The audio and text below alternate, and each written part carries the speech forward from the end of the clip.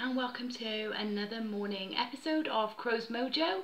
Today I'm going to be showing you a demonstration on how to create a ring because I've had lots of requests, so I thought I'd show you a really simple wirework ring using some seed beads as well. But of course, as always, you can use any gems and beads that you might have in your stash. But before we get started, just in case you've found this channel for the first time, I'm Gemma Crow. I'm a jewellery designer and business owner and teacher, and I set up this channel to sort of share inspiration and design process and all sorts of things, just to raise the creative energy and get our mojos boosted, basically. So there's lots of ways you can get involved. You can subscribe to the channel, obviously. That's a great place to start, then you don't miss any videos. And also you can come along and join the Crow's Mojo Facebook group, where a whole community of people now, I think we're around 600 people already in the first few weeks, are coming along and getting involved and sharing their makes and their creativity and taking part in the challenges, which has been amazing to see. So if you've taken part already, thank you so much, because the communication between you all is energy boosting in itself, and it is just fantastic. I'm so chuffed with how it's going. So get involved and take part. It's brilliant. I'm going to switch the camera around now and start this demonstration for you. So as you can see here, we're going to need some size 11/0 seed beads, but again, this is optional. This is up to you. You can go a little bit bigger than this if you like. You're going to need a ring mandrel or something to create your ring shank on. You're going to need some side cutter pliers. You're going to need some flat nose pliers and some round nose pliers. You are also going to need some 0.6mm wire. Now that can be silver wire if you want, it can be a plated wire, it's really up to you. A nice soft wire works best for this design though.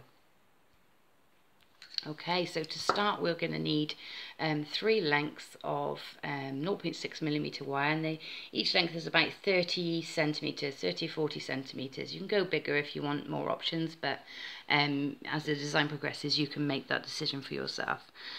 So I'm starting with these wires. I'm going to run them all parallel, go roughly to the center, and then find on your ring mandrel roughly whereabouts, what size you want your ring to be. So I'm going to go for around a Q. Or no, I'm going to go for an S. I'm going to wear it in my center finger maybe. So I'm going to go for an S on my ring mandrel. Hold firmly the wires together at the back.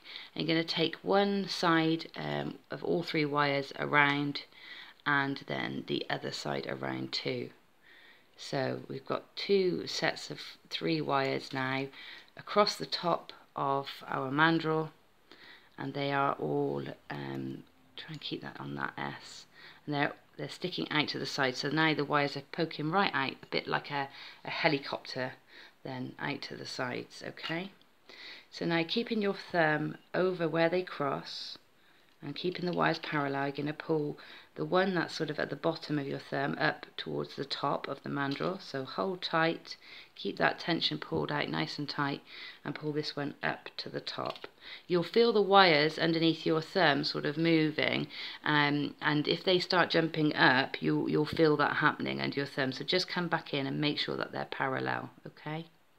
And then I find it easier to swap thumbs and then do the opposite side. So holding again very firmly down, this is where you really lock in the size, so make sure it's all in position, and then pull these wires parallel again down to the other side. Okay, so if we look underneath, that's what it should be looking like. That one's jumped up a little bit, so let's make sure that, just take a bit of time to pull those wires so that they are not they're not jumping up, they're staying parallel. Right, now I'm going to continue to do that. So now I'm going to come from the top again and pull them around, so that's facing the bottom, and the same with the other one. So back onto that S position, or whichever position on your ring mandrel, and these ones are going to come up. Okay, so now under my thumb I should have like a little knot. It looks like a little knot formed. Now this knot needs to be quite flat and tight, so again making sure, rocking backwards and forwards to make sure that that stays nice and neat in that center point there. Okay, So now what I want to do is lock this in further. So I'm going to now use each of these tails of wires, each set of 3 wires, taking them individually. I'm going to fan them out slightly so that I've got access, and I'm going to take each wire underneath the ring shank and back up and back into the same position you left from. So if I show you on this wire, take my ring mandrel out so it's not in the way, and I'm going to take the wire, the tail of the wire, through the ring shank, all the way through, pulling it through. And you're keeping a tight grip here so that these wires don't cross over, the shank wires don't cross over, they stay parallel, and you can get in. So this needs to come underneath, and we're going to just sort of pull that into position. And you see that wire has now ended up in the same position, but it's hooked around the ring shank. So at this point we're just going to take our flat nose pliers, pinch those wires together so that they are back sort of parallel again, and just hold that just there. Now we're going to repeat that action with the next wire. So the next one in, we're going to just take that through the ring shank,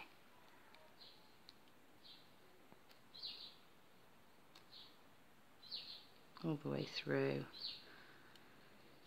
Try not to kink or make sharp bends in the wire as you do this. So you see I'm being quite gentle as I'm pulling it through, just so that I don't damage the wire, put any dents and dinks in it that I can't get out at a later stage. So once I feel I've got it into position, I can then really pull on it to make sure it sits where I want it. And then again, take your pliers in, give those wires a squeeze together so that they sit parallel, and then bring this wire down and around the ring shank. Okay, now it's time to do the same with the third one.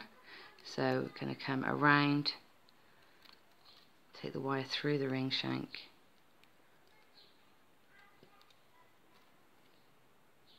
position it next to the others. So it's positioning it just there. And once it's in position, you can then give it a good tug and press it into position.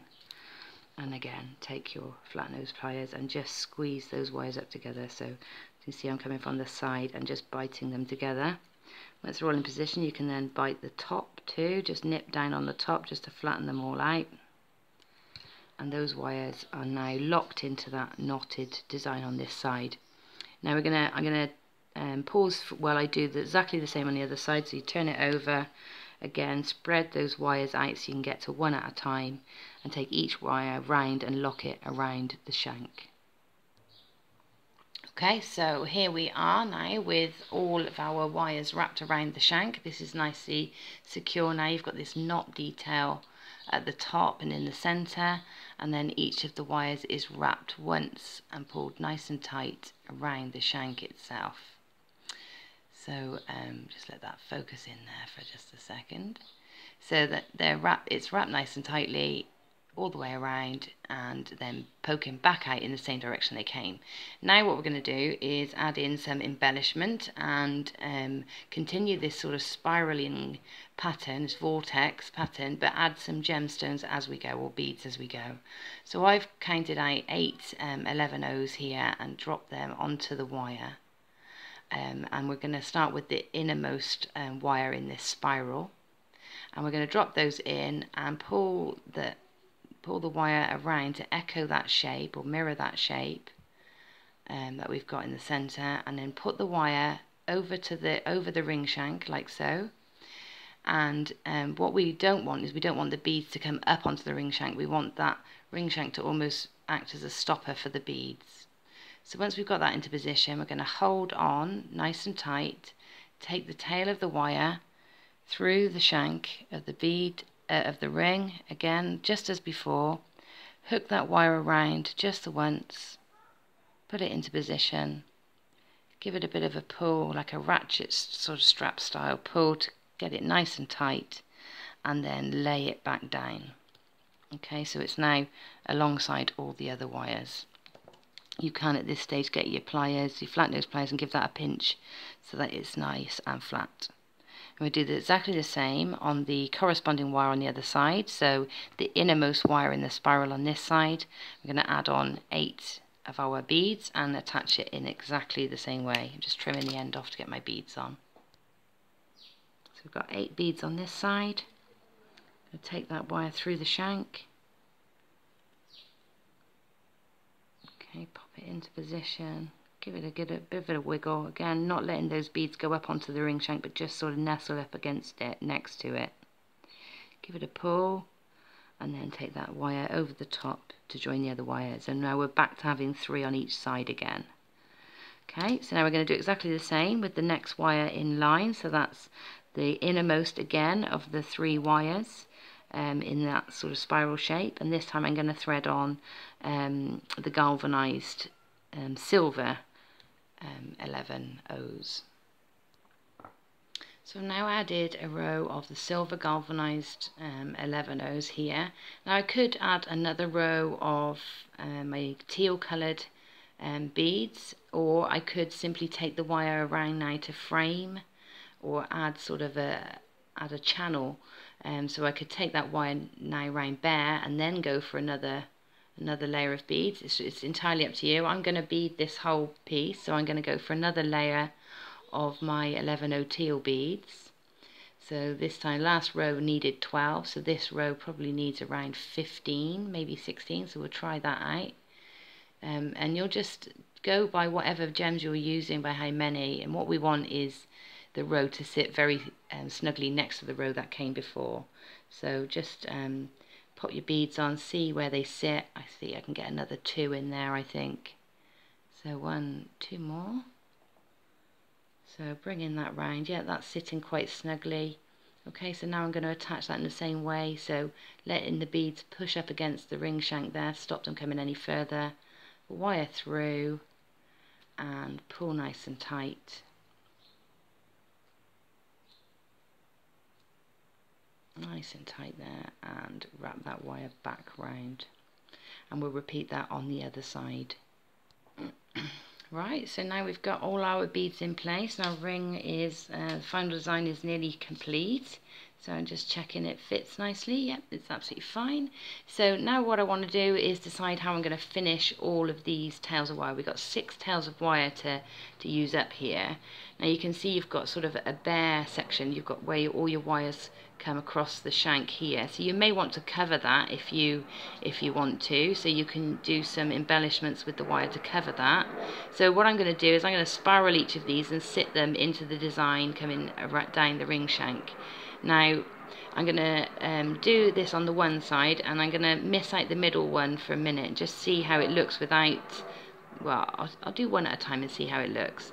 So I'm going to trim them down, so we don't need all this wire. Trim them down to about 1.5 inches. I think that's probably going to be ample. Trim that down, and then with my round nose pliers I'm going to start making a spiral on the end of here. So tip of the round nose pliers into the tip of the wire, as far close to the tip as you can get. Grip down nice and firmly, and I'm pushing against my fingertip because I find that helps me get a good start, and I'm turning my pliers around as far as I can go. Then release the grip, swivel your hand back round, pliers back onto the grip and turn again, and that's helping me get a good start to my spiral. So once it's got this far, it's very difficult to continue with your flat nose, round nose pliers. So now your flat nose pliers, grab across the spiral and turn it inwards to keep it going. Okay, so we're going to turn this one all the way in to meet the ring.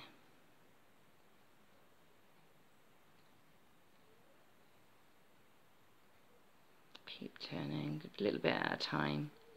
I'm doing this at a funny angle, so it looks like I'm making a real hard work of this, but I have a very odd camera setup here, so bear with me. Okay, so maybe that's a bit big, but I'm going to go with it. So I'm going to sit that one just there, so move that spiral just so it sits there, and then it does look like I might need all 3, but I don't want such a big one now, so I'm going to trim this one down to about 1 inch, and we'll do the same with this spiral. So I'm going to pause you while I do it. I have spiraled this second wire up, so I cut that one a bit shorter if you remember, and spiraled it up to sit alongside the last one.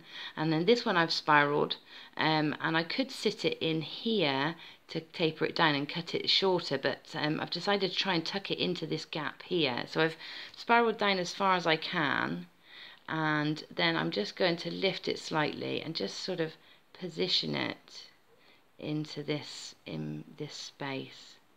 So it might take a little bit of manipulating to get it into the space you want it to sit in, but persevere and just take your time and keep manipulating it to get into that little gap. Okay, so use your finger to help push it into place. So that's sitting there. So I've got this little like cluster now of spirals. Just pinch that wire down to keep it in place, and then may need to manipulate it again. Okay, but that should sit nicely there now. So we've got this one side completed, and then I'm going to do the same with the other side. So cut them all down to start with. So the top one was 1.5 inches, if we remember. Cut that one about there. The next one was 1 inch. And the bottom one was 1.5 inches to give us that extra bit of movement, or extra bit of versatility in where we position it. So I'm going to spiral those in now and come back to you. Right, so all the elements are done. We've spiraled all those ends, we've tidied them all up and positioned them. And now all we need to do is pop it back on a ring mandrel, give it a bit of a twist so that it sort of tightens all those wires back up. And then you are ready to wear it. So it's a nice summer, bright, fun ring. Okay, so there's a nice simple ring for you. Have a go, see how you get on, and don't forget to share your pictures on Crow's Mojo on Facebook. Right, enjoy the rest of your week. Bye for now.